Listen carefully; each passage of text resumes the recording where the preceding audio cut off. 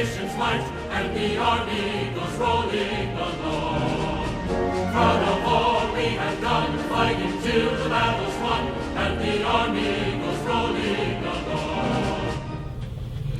Today is August 7, 2013. I'm Bob Soba at the Warhawk Air Museum in Nampa, Idaho. I'll be interviewing Francis Mawson for our Veterans History Project in partnership with the Library of Congress. The camera operator is Don Carlson. Francis, we'd like to welcome you here. Can you state your full name for the record? Francis William Mawson. And your address? 418 East Maryland Avenue in Nampa, Idaho. And your date of birth? August the 9th, 1927. And what branch of the military were you in? Army. And for how long? For 18 months. Francis, I'd like to start off by just welcoming you here and thank you for sharing your story with the museum and with the Veterans History Project. Where were you born at? Idaho Falls, Idaho. And you grew up there? Or I grew up in Idaho Falls. Actually, it was 7 miles east in the Hammond School District. So you went to school in Hammond? In Hammond, yes. And what did your parents do, or your dad? Farmer. Dad was a farmer. And we always said, Dad's a farmer, I milk the cows. So,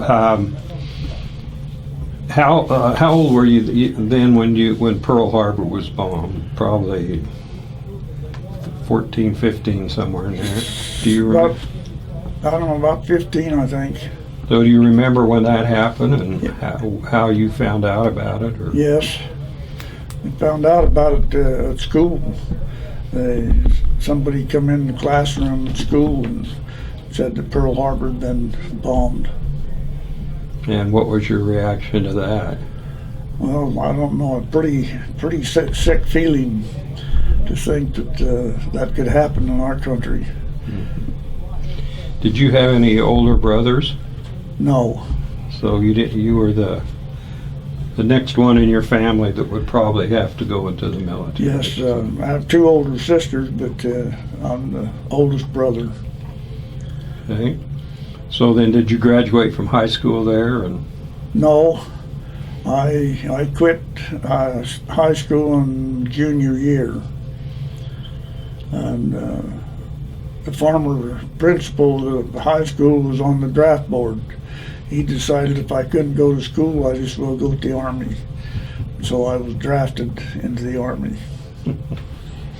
So when you left to go to the Army, was that your first time away from home for any length of time? Or? Yes, it was. And what were your feelings about that?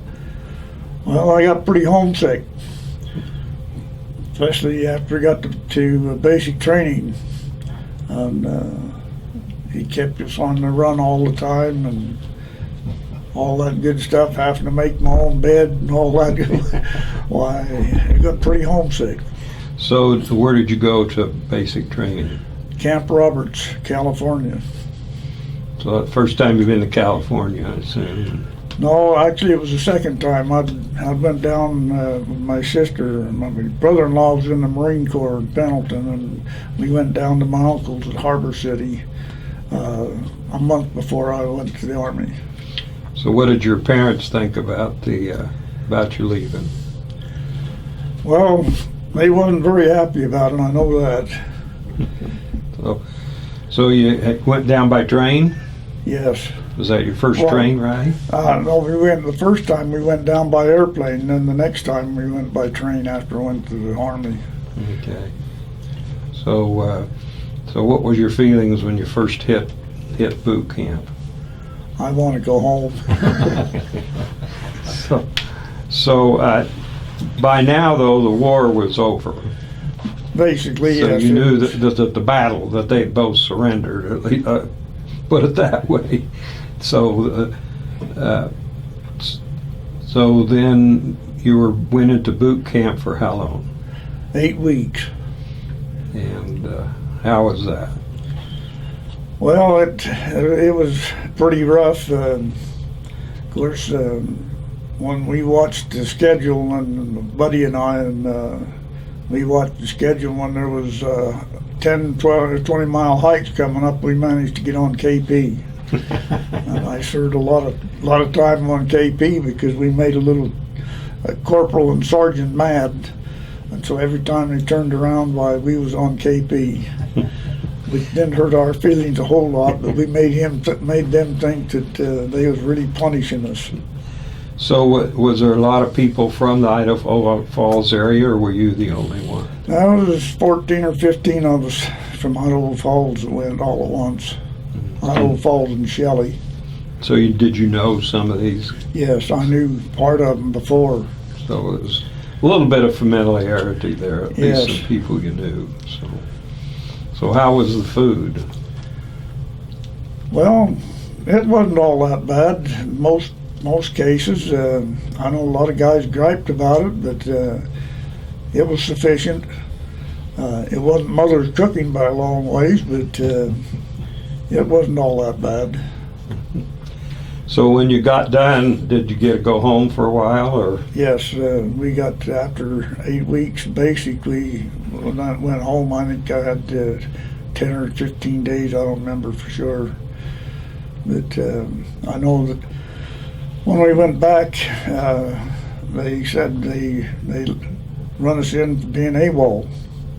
And they said we had a change of orders sent to us at home, but I never did get them, and neither did any of the other fellows from Idaho Falls and Shelley. We all traveled together, and none of them got a notice that we was to report back early. But they finally decided that we was telling the truth, and so then they started us. Be kind of weird for all 14 of you to go AWOL at the same time. All at the same time. Yeah. So you got that straightened out, and then you were basically in the infantry then, right? Yes. And that was going to be your next assignment. So where did you go after you got done with your leave? I went back to Fort Ord, California, and from there we went to Camp Kilmer, New Jersey, and from there is where we shipped out. So what did you do in New Jersey? Was there further training, or? No, just processing to be shipped overseas is all. So you knew you was going to Europe somewhere? Yes. Obviously, it was your first time in Europe, I assume. So. Yes, it was. And so where did you land? Liverpool, England, and we had 2,400 German POWs on board, and we delivered them to the English Army there at Liverpool. And from Liverpool, we went back down to Le Havre, France. From there, I went to Vienna, Austria, where I served my time there. So how was the ride over there? That your first time on a big ship? Yes, it was. And did you get seasick, or? No, not really. I was getting upset. My stomach was getting upset quite a bit, but I managed to get out on deck and fresh air and overcome it. The first 2-3 days I was in the hospital, blood poisoning in my arm. And I skinned up my knuckles wrestling around with one of the guys, and I got blood poisoning in my arm, and so I was in the hospital the first 2 or 3 days. And after I got out of there was when I started getting seasick, and it got a little rough out there at that time too, and I managed to survive it better than one of the other guys. Yeah, most people I talk to, even the ones in the Navy, get sick. Yeah. So the prisoners of war that were on there, did you ever interact with any of them? Or? No, not really. We had to stand guard duty, all right enough, and keep them in their area and like that, but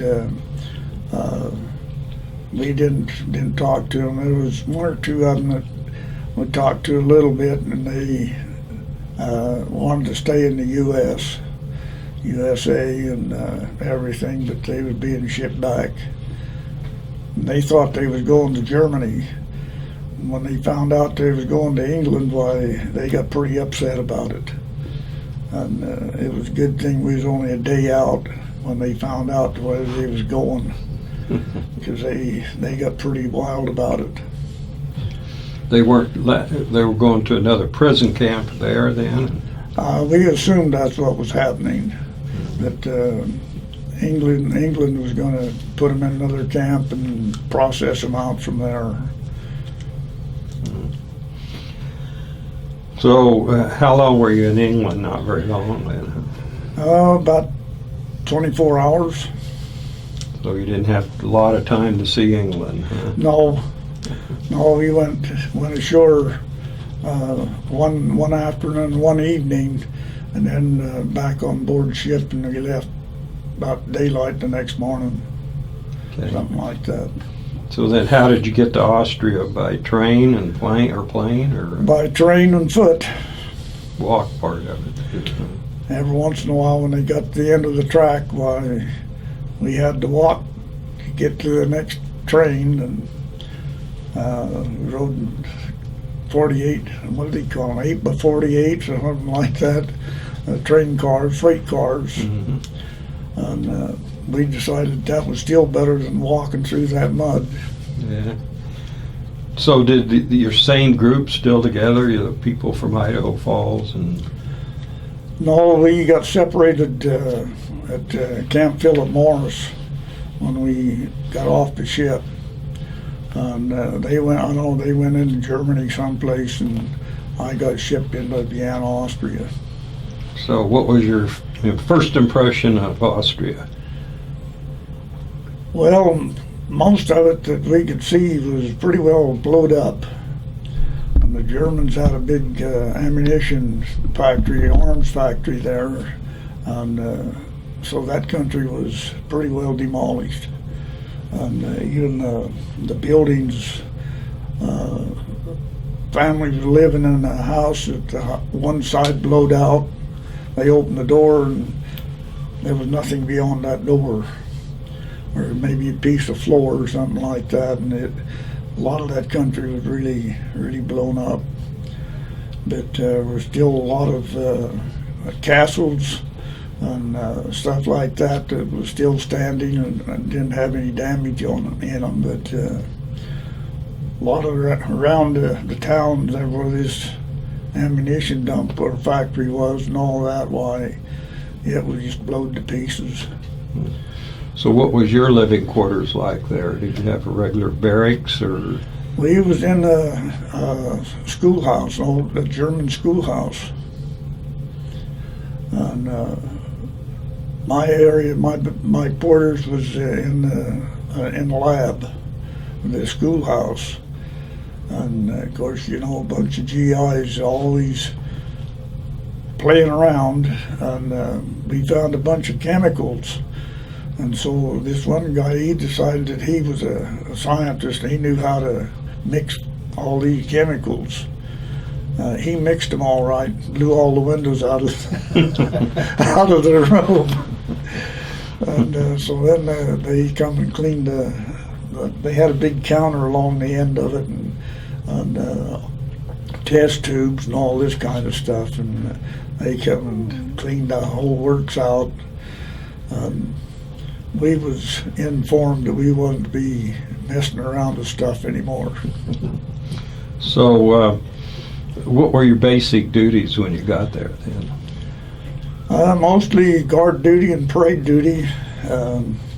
I first went in, I was only in A or B company for just a short time, and then I was transferred over to A company, and we was General Mark E. Clark's Honor Guard company, and so we pulled a lot of parade duties and stand retreats and all this kind of stuff, and pretty much spit and polish outfit.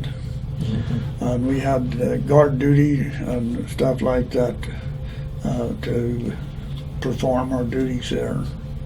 So was General Clark there all the time then, or? Yes, he was, as far as I know, he was around there most all the time. I don't know, he had quarters, his own quarters up there, some on the hill, but we had to get down guard duty up there all the time. And of course they rotated the guard duty out, but he was around there most all the time. So did you ever get to meet him, or? Oh, well, yes, he come and inspected the company all the time. And the first time I was pretty nervous about a general coming to inspect us and everything, and he come down through the ranks, and he stopped and looked over his shoulder at me and said, "Soldier, what do you want out of the Army?" And I said, "Yes, sir." He said, "You and a couple of 100,000 other guys just like you," and chuckled and walked on down the line. And the platoon sergeant, or the guide, squad leader, he really bawled me out afterwards. The platoon sergeant said he answered just right. The general did not turn and face him. He did not have to come. I was already at attention. He said he didn't have to present arms or nothing. He said just leave him alone. And so I survived that one all right. But after that, why, he never spoke to me when he came through. He just inspected the troops and went on. And if we passed inspection, the battalion passed. If we didn't pass inspection, the battalion didn't pass inspection. And I know there was one time that our company failed the inspection, and the battalion was pretty unhappy about it. All the guys that found out that what happened, why, they was pretty upset with us. So where would you have them parades, and what was the occasions to have parades? Well, we had parades with the English and the Russians, and I think once or twice with the French armies. And then we just paraded up and down the streets, just show of force, the main thing. And then we'd go to other company areas and stand retreat and parade around, go back to the billets. So overall, what did you think of your duty then? Well, most of the time I really wasn't all that happy. Long ways from home and everything, but I knew that it was something that the government needed and wanted. For some reason, I sometimes wondered why we was even there, but I knew that we were serving a purpose. And whenever we went, I could look up ahead and see that flag, and that seemed to make things a whole lot better. So what was the attitude of the people there?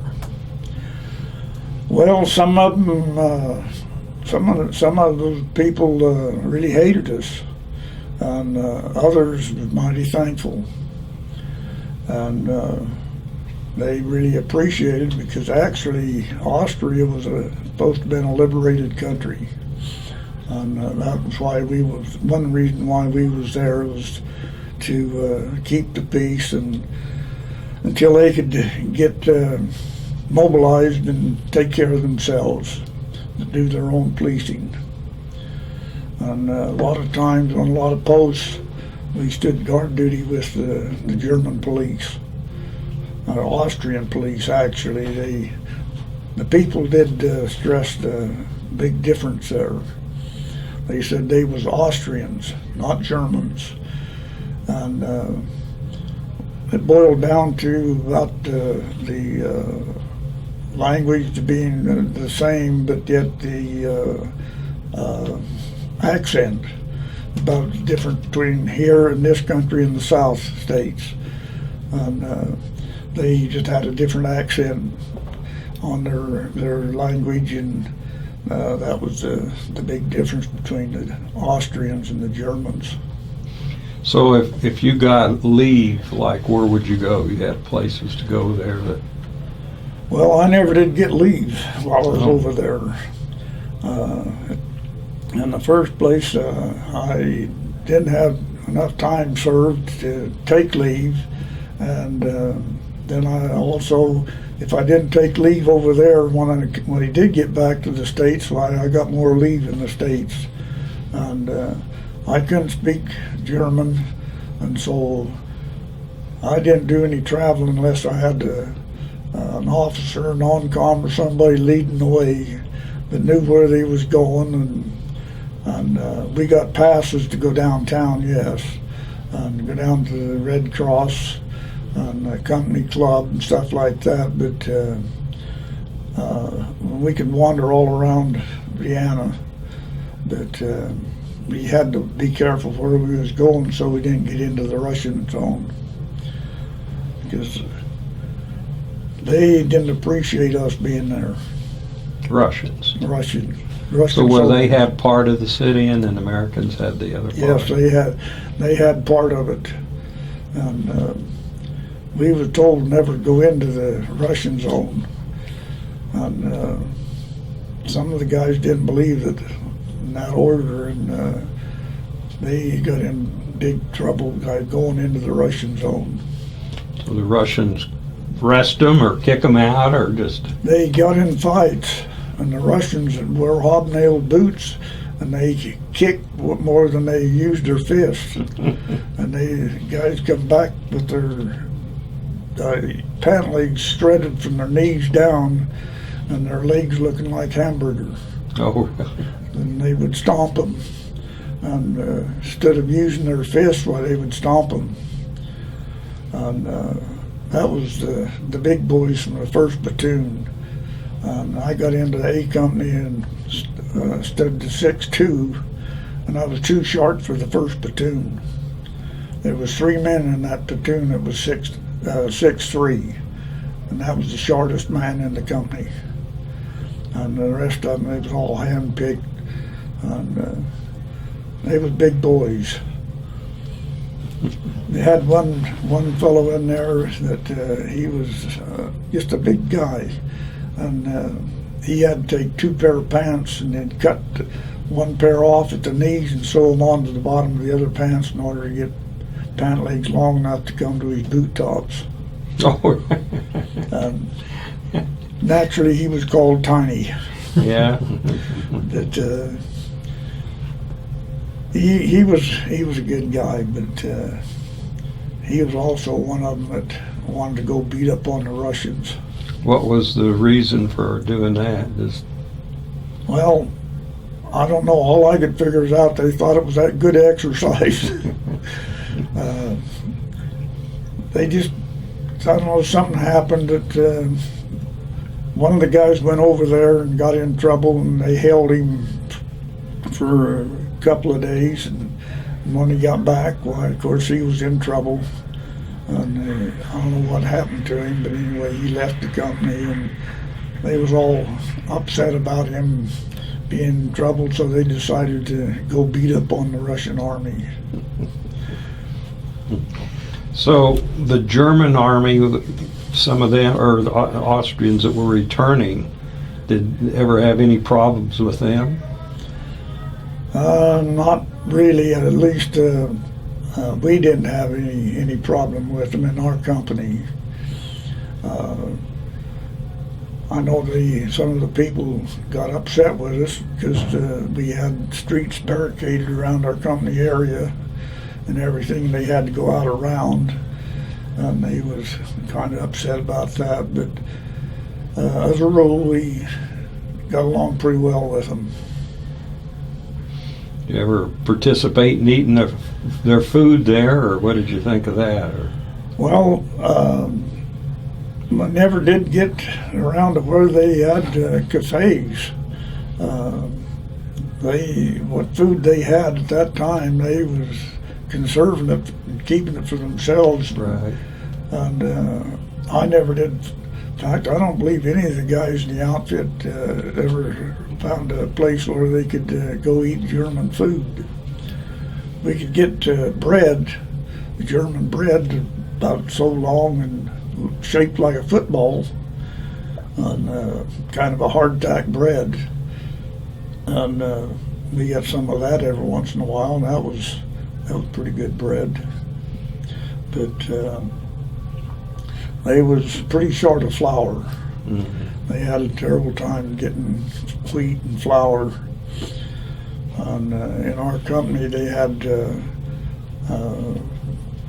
women, the Austrian women is in cleaning, and they come in and wash her clothes, press her uniform, stuff like that, and we could pay them. And this one lady speak pretty good English, and one that I had taken care of my clothes, and she said that they couldn't get bread or flour, and then one time the government shipped them a bunch of potatoes and wheat, and she just couldn't believe the wheat, the quality of that wheat, and how the flour came out, what kind of bread it made. And I said, well, how about the spuds? Did you like the potatoes they sent? And she said, we ate one or two. We made snops out of the rest of it. Then we could buy anything we wanted. Well, with the snops. So was they Idaho potatoes, or? I don't know if there was Idaho potatoes or not. She didn't know where they came from, except from the United States of America. And that's all she knew. So they took the potatoes and made it into some liquor, huh? Yeah. They could sell that for more money than they could use for the potatoes for. And of course, most of it went back to the GIs anyway, I think. That's what I was going to say. Who was going to buy it if it wasn't the GIs? So they'd sell it back.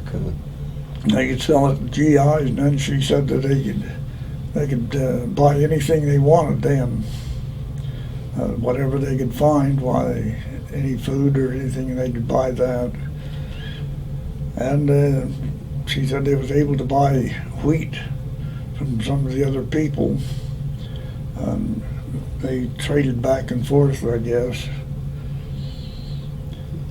You said you on guard duty with the Austrian police. How were they to work with?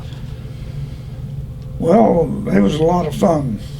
They couldn't speak English and I couldn't speak German, and but after a while it got to where I could understand them pretty well. Even on the streetcars or something, I could usually understand enough of it so I had a pretty good idea of what they was saying. I had more trouble trying to speak to them. And I was standing guard duty at the Bristol Hotel where the officers come in. There was Air Force officers come in on our R&R.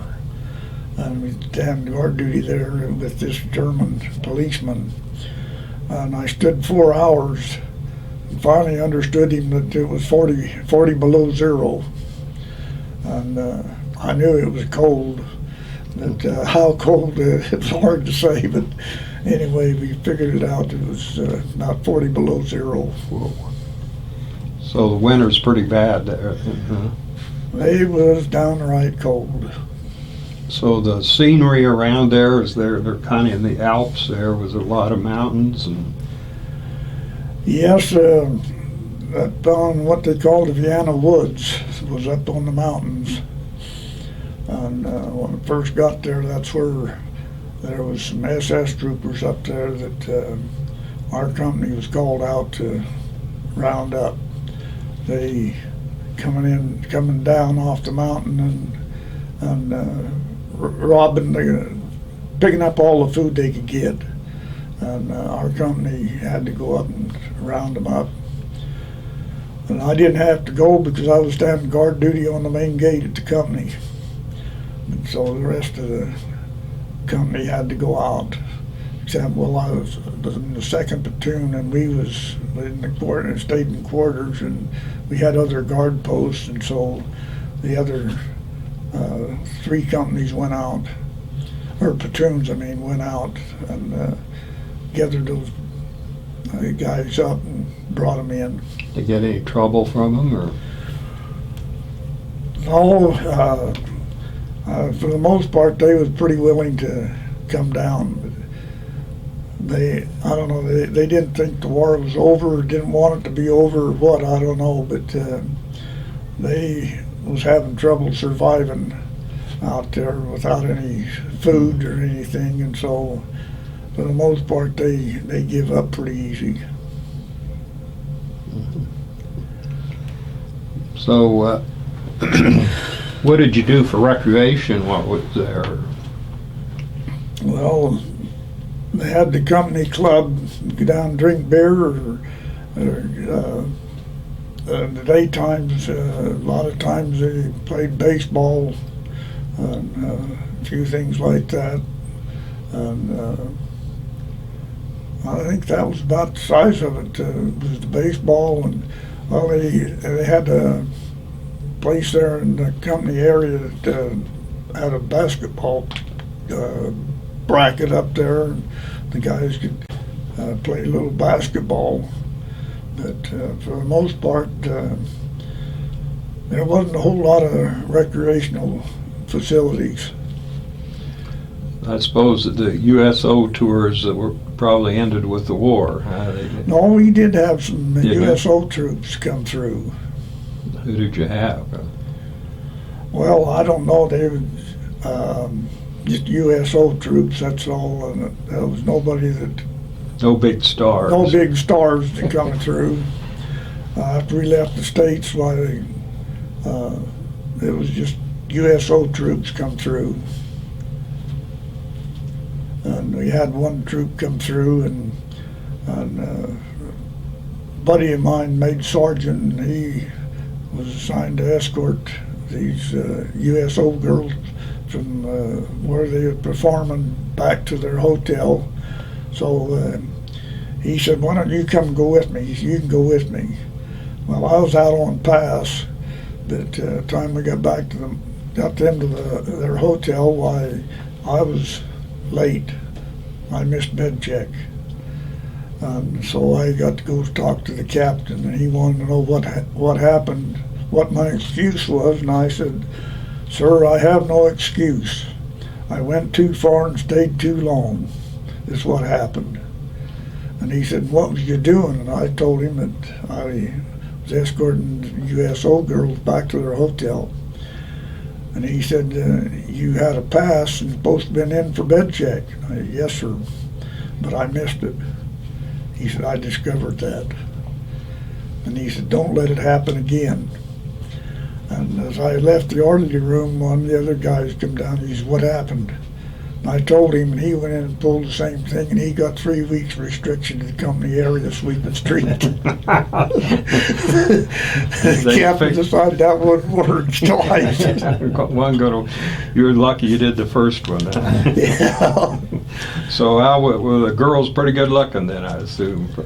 Oh, yeah, They were Americans. they were American girls. And So probably the first American girls you'd talked to in a long time. Yes, they was. Of course, they was older than we was by a long ways, but they was still pretty nice people, and it was a whole lot different than the German girls running around there, and dressed different, and kind of made you homesick for the United States. So how did the girls dress different? Oh, they just wore hats and dresses longer, different. I don't know, just different somehow. So did any of your fellow troopers find an Austrian girlfriend at any time, or Oh yes. they could get in big trouble for doing that too, couldn't they? No, they didn't really get in trouble. They frowned on it. The Army frowned on it, all right enough, but they would tell them that they wasn't supposed to be fraternizing with the enemy, and they'd tell them, well, they're not the enemy. And all this, but there was one fellow that re-enlisted 4 years so he could stay there long enough to get this Austrian girl back to the States.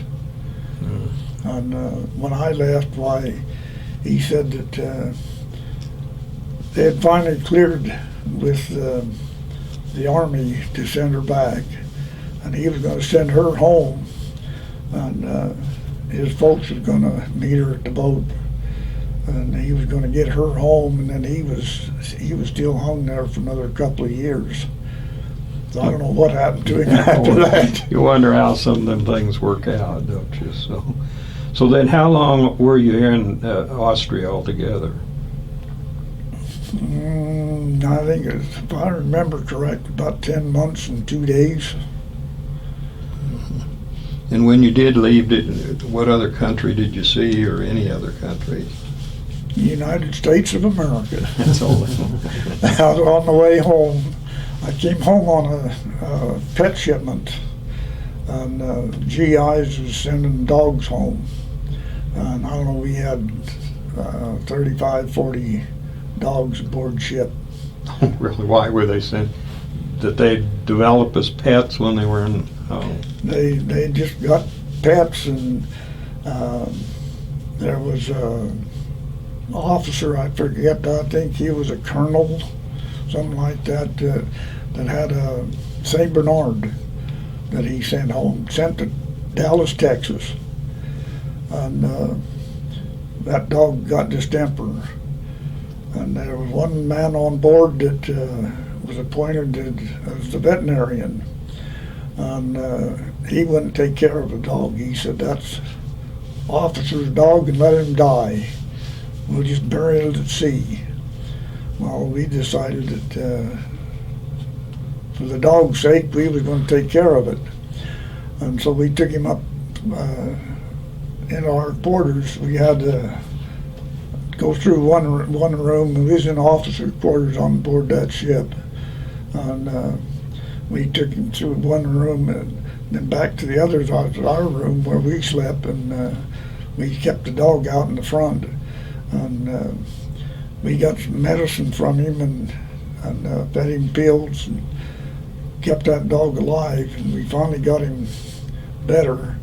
And that big old dog, he just lay on you and everything else. And we saved the dog. Yeah. But we got to the States and unloaded that dog in that big old St. Bernard. When they brought the cage down off the ship, he seen us out there and he barked at us, and then they loaded him in a truck and took off with him. But I don't know, I sure enjoyed that big old dog. Yeah. You wonder what happened to him after that. Yeah, I often wondered if he finally made it to Dallas. So after you come back to the United States, then did you get mustered out, or? Yes. And where did you get there, in New York, or? In Illinois, Fort Sheridan, Illinois. Is where I was discharged from, and I had terminal leave coming, and I had leave, and then I went home, and then I got my discharge papers in the mail. So what did your parents say when you finally come home? They were mighty glad to see me. So did you have a girlfriend or anything you left behind, or? Yeah, but she married somebody else while I was gone. Well, it could be a good thing. Well, it turned out that I think it was. Yeah, some things happen that way. So after you got out, did you use the GI Bill for anything, or? Well, at first I didn't. I leased a farm, and I started farming. And the first year I had 40 acres, and then the next year I leased ground from the neighbors and raised buds. And during that second year, I was just getting going real good when I lost the lease. And I was told that they wasn't going to lease the ground to me anymore. They wanted to go back to farming it themselves. Then I started working, I worked for Bonneville County one summer, and then after I got married, I went to work for a dairy, St. Clair Dairy in Idaho Falls. And I worked there 3-4 years, no, 3.5 years, I guess. And while I was at the dairy, I used the GI Bill, and they had a school going, a class going for that purpose, and so I got into that GI school on farming and livestock, end of raising livestock. And of course, since I was at the dairy, I had most everything leaned towards dairy cows. Mm-hmm. And I used it then, and I applied for a GI loan to buy a house. And the house was owned by Prudential Life Insurance Company, and I cashed in a life insurance policy for the down payment on the house, and then they wouldn't sell me the house. And so my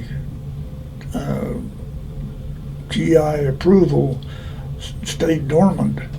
And here 3 years ago, after I lost my first wife, I remarried again, and so I decided to buy a house. And lo and behold, they seen this paper at the bank, and they said, well, this still stands.